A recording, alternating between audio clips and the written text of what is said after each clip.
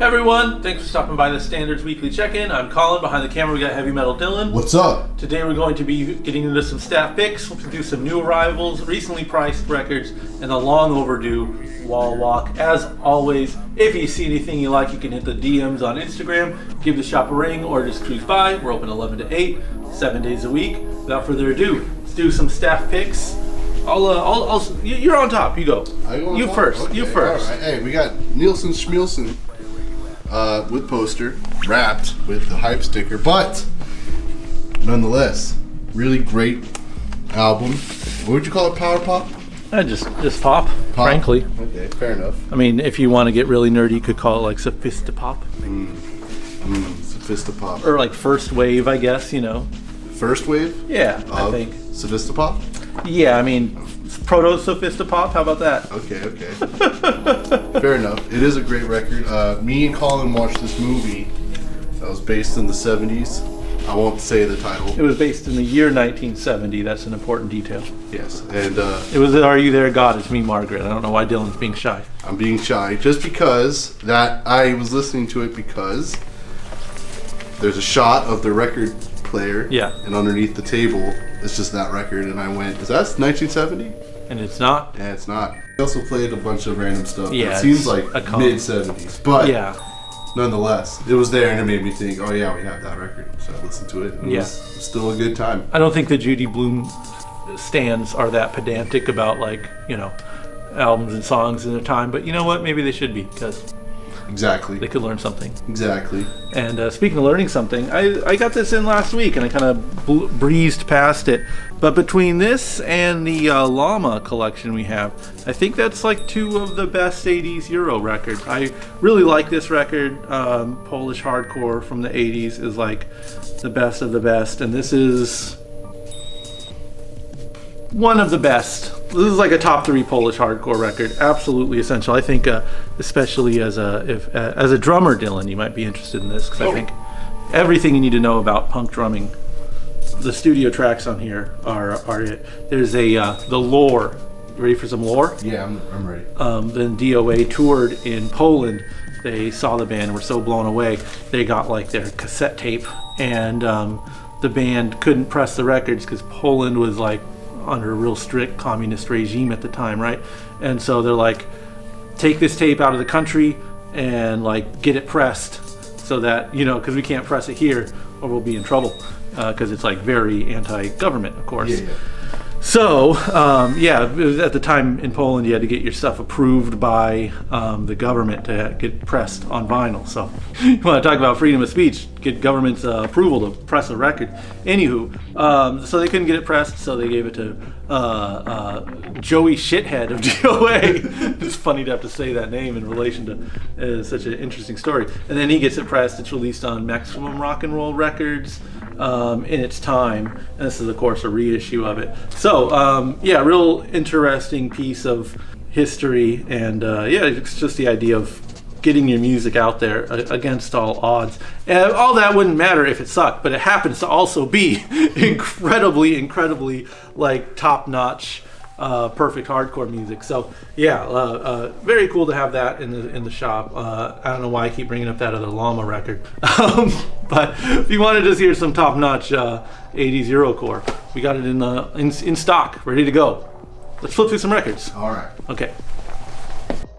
Should we tell the people about our challenge? Yeah, sure. No Mean May. Yeah, we're just not going to be mean to each other all of May. Yeah. All 30 days? How many days are in May? Who can tell? That's true. But there is an award factor. Yeah, the first person to be mean to the other person has to pay $500. Yeah. To the person they were mean to. So if you want to join No Mean May, not with us, because I couldn't. Yeah, I'm still going to be mean to a lot of other people. Oh, same. There's times when you're mean to me, and there's times where I'm certainly mean to you. Thank you for acknowledging that, Dylan. Yeah, I know. On No Mean May, I apologize for being on No Mean May, how could I possibly hold a grudge against you? No Mean May is getting off to a great start. Yeah, I know. Let it not be said that we don't accept a challenge. Yes. You know what? I've got a challenge that I'm accepting for myself. I realize it's been a long time since I've listened to this band called Motorhead. Yeah. Yeah. So I'm like, you know what? I need to actually listen to this stuff. An album a day? I went through 2 today, and I started Overkill on Parole in the first one.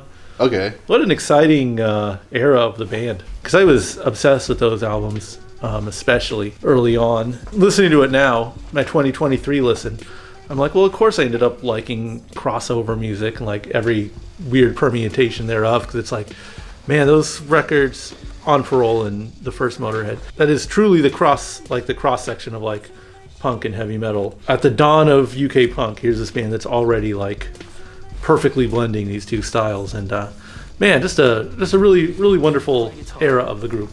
Short-lived, but exciting. That era or the band?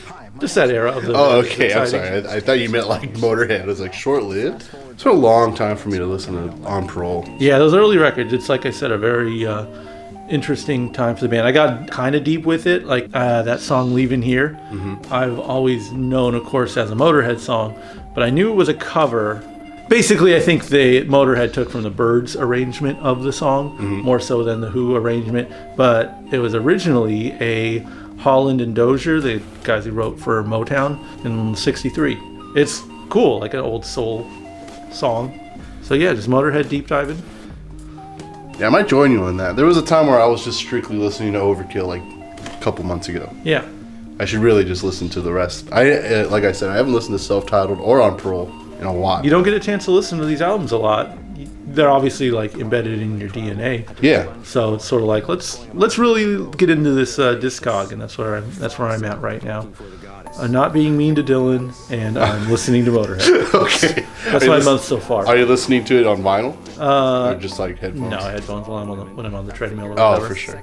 But you know, the option exists. Sitting down, dark room, silk robe on, brandy snifter filled with Mountain Dew. A pipe, but it blows bubbles. Yes, and just carefully listening. You should listen to. Well, you're gonna listen to the whole thing. Yeah, why not? Okay. Never mind then. I'll leave my suggestion out. What was your suggestion going to be? Another Perfect Day. It's a great album. That's it. Yeah, I'm familiar, and I'll get there to revisit. I'm really looking forward to it. I'll keep you updated. Sounds good. Thank you. Great suggestion, Dylan. Thank you very much. You're welcome, Colin. All right. Viewer questions. This is the part of the video where we answer the questions and comments from last week's YouTube comment section. We asked a question to you guys that time.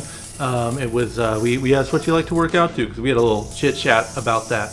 And Greg Hicks is telling us his jock jam. He says it's Rain and Blood, 28 minutes of pure perfection, and I would agree with that. That is a great record to work out to or run. Yeah, I like running to that record quite a bit. That's kind of how I genuinely started to like that record. I always felt it was a little too like polished or like cold or distant or something. But it was going for runs and listening to it where I was like, oh, I see.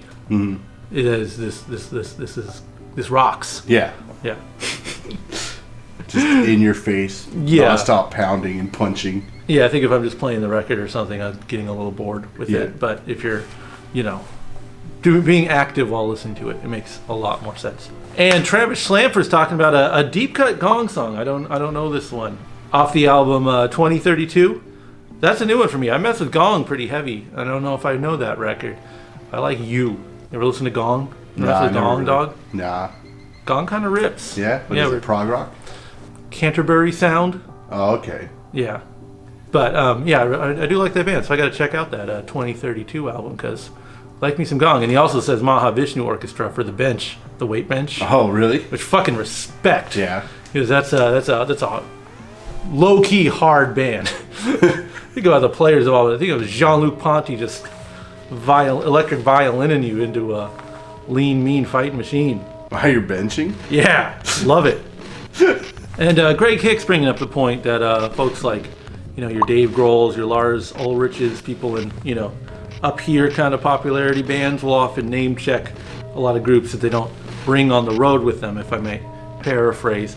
And I think I'll say this much: I don't think the average Foo Fighters fan would enjoy a Lungfish set crammed down their throat. I don't know how much those bands would really like playing in front of a Foo Fighters crowd. Can you imagine poor Saxon up there in front of like a Metallica show in like 1996, let's say. Yeah. You know, and they get money. Yeah. Like, yeah, I think it would be rough for them. So maybe they're sparing, maybe they're sparing their heroes their turmoil. But you know, I think likewise, or the other side of that, you know, I think a lot of those bands on those Garage Inc. comps probably getting paid some residuals heavy, I would hope, for being included on that. Getting some mailbox money. I would have to think. Yeah. Yeah, I would have to think so. And Grohl's not far from that.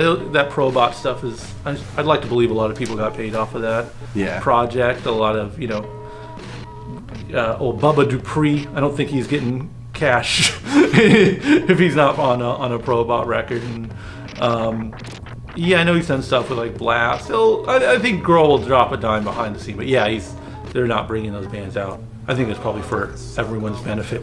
Yeah. I can't imagine a Blast Foo Fighter tour. Yeah.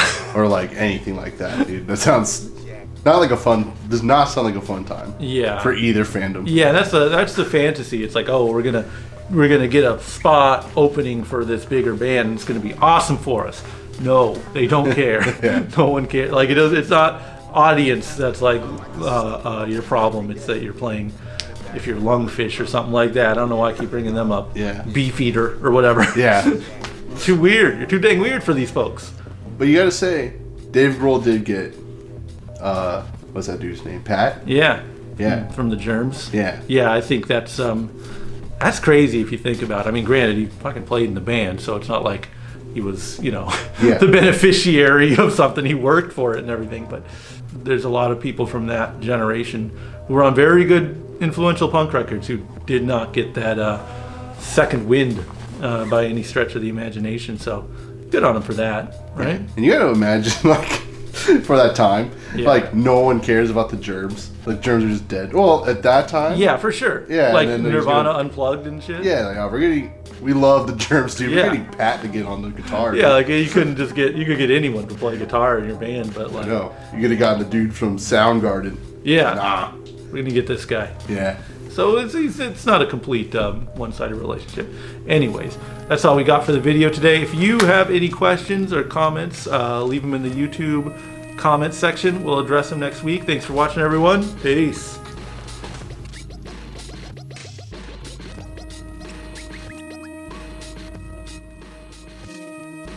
One, two, three. Sophistopop.